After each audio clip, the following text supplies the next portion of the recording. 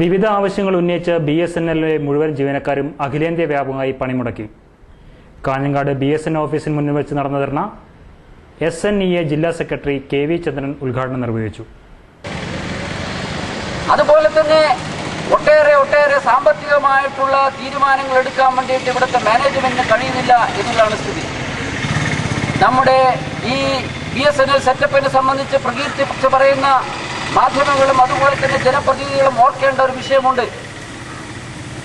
2002 വരെ ഇന്ത്യയിലെ മൊബൈൽ ഫോണുകൾ ഉപയോഗിച്ചിരുന്ന ആളുകൾക്കറിയാം, ഹൈ റേറ്റിലുള്ള താരിഫ് നിരക്കുകളായിരുന്നു പ്രൈവറ്റ് കമ്പനികൾ, റിലയൻസ് ആയാലും അതുപോലെ തന്നെ മറ്റ് കമ്പനികളായാലും മൊബൈൽ ഉപഭോക്താക്കളുടെ മേൽ അടിച്ചേൽപ്പിച്ചിരുന്നത്.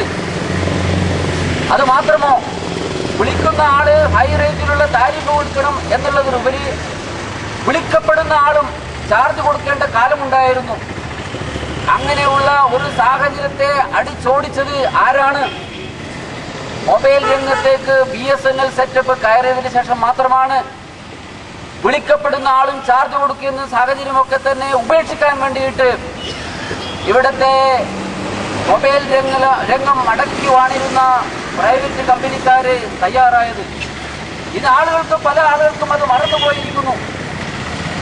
BSNL രംഗത്തെ ഉത്തരവാദപ്പെട്ട സംഘടനകൾക്ക് പറയാനുള്ളത്, ഇവിടുത്തെ അതിരൂക്ഷമായ സ്ഥിതി വിശേഷത്തെ ഉല്ലംഘിച്ച് മുമ്പോട്ട് പോകാൻ BSNL സെറ്റപ്പിന് കഴിഞ്ഞില്ല എങ്കിൽ, ഈ വിപുലമായിട്ടുള്ള ശൃംഖല തകർന്നു പോവുകയാണെങ്കിൽ മൊബൈൽ രംഗമൊക്കെ തന്നെ അടക്കി വാഴുന്ന മൊബൈൽ കമ്പനിക്കാരുടെ യഥാർത്ഥ മുഖം നമ്മുടെ നാട്ടിലെ ആളുകൾ അപ്പോൾ മാത്രമേ തിരിച്ചറിയൂ എന്നാണ് ഞങ്ങൾക്ക് പറയാനുള്ളത്.